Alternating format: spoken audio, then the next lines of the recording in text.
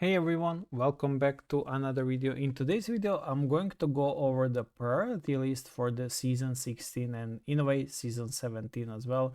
Because season 17 does bring us these three heroes right here, which is Death Knight, Loki, and Hera.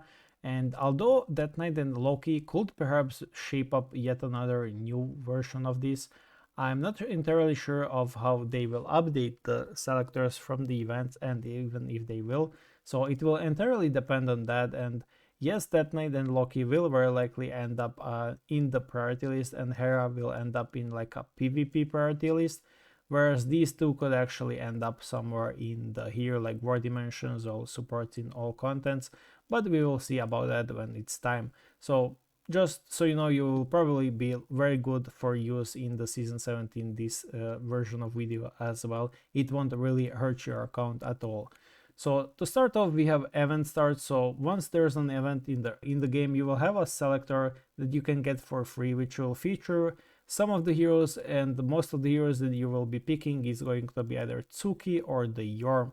The reason why you will be picking either of them is because they are pretty easy to start with and they highly benefit from having 7 stars. Yorm mainly only benefits from this skill right here, which is increasing the allies' HP and attack by 10 million, which does actually end up being better in the Celestial Trials Rush. So once you're a newbie, you have these events that are Celestial Trials Rush, which is this event right here. So you will have to compete to get as much levels done as possible in this one and in the Palace of Penrose, which comes first. So Tsuki clears this really easy, no issues at all, up to 1050 floors, which is usually enough for like top 5 placement, which will basically guarantee you a DD hero, but you get that for clearing only 800, so that's all you truly need to clear. So Yorm only clears up to 1300, but Yorm does better in the Celestial Trials, which is more important than the Palace of Penrose. So when it comes to event start, I would suggest going for Yorm, but she's quite trickier to do because Tsuki is far more noob friendly. Tsuki is also better in Abyss Crusades, so these are Abyss Crusades that you will have are kind of active, and there's variants of them, and she's better there, and she will definitely help you there. But Yorm is better for the more stable account progression, if I can say that. So I also was working on this right here, but I kind of gave up on it. It's maybe too confusing for majority. And yeah, overall the general idea is you have either Tsuki starts or Yorm account starts. Those who decide to go for Yorm are these heroes that you will use. You will use the Deviant Bale with Yorm for the 2 Deviants to get the additional 4 Holy Shields or 3 at the start of the battle, which will help you tremendously. You will use Alice for the sustain. You will use Trupus, Karnak for the HP damage and the boost. So these are the heroes you will use with the Yorm start. These are the heroes you will use with the Tsuki start. With Tsuki start, you will also need to use the Medusa or whatever her name is. I kind of forgot, but she's a Deviant fodder hero. And you will need her because she's the only Mistfire Deviant hero. So you will use her with the Dullahan 7 stars for the 2 Deviants you will need. And yeah, she basically replaces Bale in this case. And these are the shared heroes for all of these starts. So whether you start Yorm or Tsuki, it doesn't matter. You will use Astrid on both of them, you will use Ophelia on both of them, and you will need Elmar on both of them. So these heroes are all mentioned in here. You will get your Ophelia from the Abyss 100 selector. No other hero is worth there. You will get your Elmer 7 stars from day 7 login card plus the Goddess Child selector. This is a newbie event. If you're someone older, you might not remember this, but it has been a thing forever. And yeah, those are the heroes I wanted to mention for the newbies. Then following that, you will all purchase Elisha. Whether you went the Tsuki route, whether you went the Yorm route, you're going to purchase Elisha. Elisha is absolute 6-star mandatory for the Rift Odyssey, especially Nightmare 100, so you will purchase Elisha no matter which route you took. And then starting from there, you will purchase the Arcane Dorabella, so this hero right here. Not sure why I did this. Actually, I'm sure why I did this. So the reason why I have Leviathan in here on both sides is if you're a spender or someone who has gotten 1 Leviathan or 1 Tsuki for free, you can go route where you basically purchase one of the other and get started with 7-star Tsuki, 7-star Leviathan instead of Elisha. Same can be said for this 7-star Yorm or 7-star with 7-star Leviathan. This will help you tremendously in the Celestial Traveler Rush, which will basically give you first place pretty much guaranteed unless you have some massive whales. So you can skip Elisha in that case, but you will still end up purchasing them later. So it's pretty optional case. So this is why it's the line straight down is like a must purchases, and the side heroes are like optional paths that you can take while following the main purchase. So after 6-star Elisha, keep in mind it's 6-star Elisha, only 6 stars. After that, you will work on Elisha from the Abyss shop. I went over this in the shops update video, so you will go watch that. And yeah, 7 to 8 star Elisha from this shop, you will work on there. So 6-star Elisha, once she's acquired, you move down the line to Arcane Doorbella. You will need 7 to 8 stars to ideally 9 stars Arcane Doorbella. So you will be working on her all of the time. Then you're moving to the Babylon tier. You will work on Babylon along with those two other heroes, basically covering your Doom's team at the same time while working on your PvE. You will need 9 stars Babylon for Extreme 100. You cannot clear Extreme 100 without Babylon 9 stars. It's near impossible, and even that it requires stuff around her. So you will need things like Ophelia, you will need things like Sorija and Ayushta and some relics. So especially Lucifer. So yeah, it's a long road, but it will be basically 4 months of your work. So if you skip 1 month, it becomes 5 months, it becomes 6 months. So yeah, it basically snowballs a lot. So I recommend starting on her as soon as possible. So Babylon is really crucial. She's a really strong hero. She works in majority of the modes, so you will not regret purchasing her at all. So Pandora, she's still good. Don't get me wrong, she's still great. If you can get her to 7 stars in like a single instance, or 8 stars, get her. Don't be sad if you use Oracle coins on her. It's not a waste. It's just slightly less value because she's in Dimensional Arena selector, she's in the event selector, she's in many selectors. Now she's not really that hard to get. So yeah, she's just slightly less valuable for the Oracle purchases, but nonetheless she's still a very valuable hero. Third tier hero for the DPS after the Babylon and Arcane Umbrella. So pretty optional hero. Same goes for the Gaia, but this was made before they updated the shop, so I think Gaia is no longer worthy of the Oracle coins. So I will remain it here, but I'm giving you a note to not actually purchase her, but just get her from the guild shop. She's a really good hero, but eventually she will get replaced by Asmodeus the season 18 probably when she enters the Oracle shop. So yeah, unfortunately they added her to the guild shop once she became a secondary hero for the Mistiverse. And this is where I struggled after the guide. So these are the core heroes that you need. These are the core heroes you want. And then we have these heroes right here, or rather these heroes right here. So War Dimensions is because they're not necessary for PvE, but they're not necessary for PvP, but they're good to have. So it's really, really weird. Same goes for Odin. I don't think Odin is really necessary at all. So I'm not sure. I will move this up here. I think PvP is kind of more important, whereas this is like niche case tier. So I'm going to go with this. If I was starting over, I think I would start on my Mist first quite early. And the reason why Diana is here, I think it's worth starting on her up to 9 stars slowly, especially with her runes for the future PvEs. So I think starting on her is worth it, but if you don't have to, because you have Ophelia after all.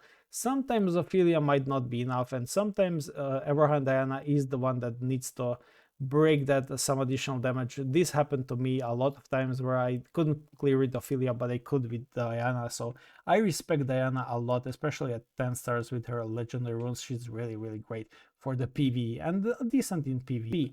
So yeah, that's just my suggestion. So I'm not sure if this is correct, but this is how I would play the game if starting over.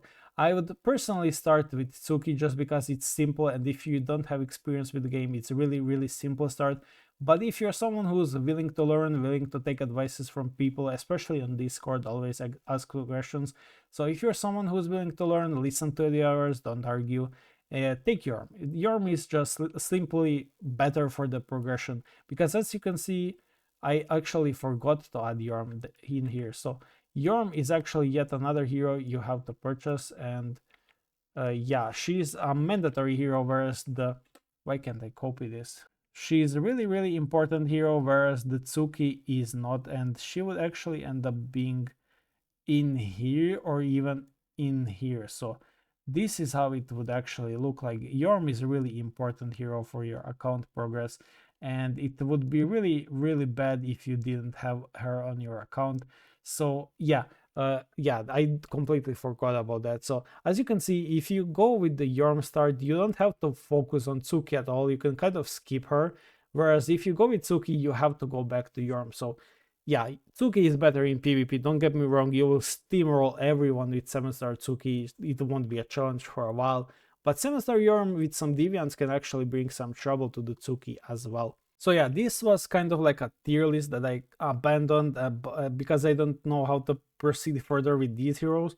But this is how I proceeded with them on the official tier list. I also have some added shops in here. The way that Nightmare Hunter tickets work is basically just get either Dahlia or Mulan to 7 stars first, whichever you got first from the Holy Glare War. Basically just work on them to 7 stars. Don't worry about 8 stars, it's not important. And yeah, basically just pick any of them that will be 7 stars first, whether it's Mulan or Dahlia, it doesn't really matter.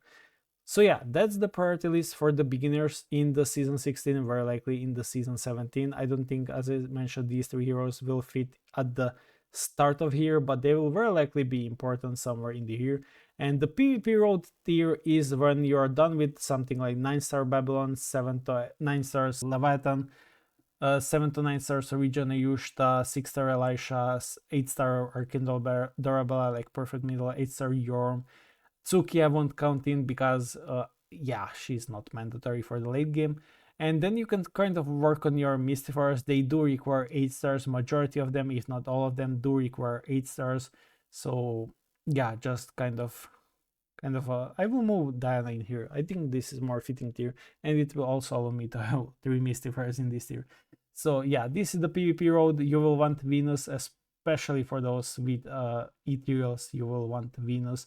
9 stars, or actually she works at 8 stars. There's not much difference to 9 stars Venus apart from her giving +2 ethereals, which is nice, but still not big difference. She needs 8 stars. Primordial Agdina is a sweet spot at the 9 stars, really, really amazing at 12 stars. Same could be said for the S Marina, works at 8 stars, but I will move her a bit here behind Behemoth. Behemoth only needs 8 to 9 stars, so even can work at 6 stars to 7 stars. So don't be afraid to purchase like 1 or 2 copies of Behemoth. You will use her in PvP, especially if you have these dooms done. Yeah, she will be really helpful. So yeah, those are the priority lists for the beginners. Hopefully I didn't miss anything. I'm not sure. It's becoming really hard. So this is what I wanted to talk about in my shops ability video. It's becoming hard to guide the newbies.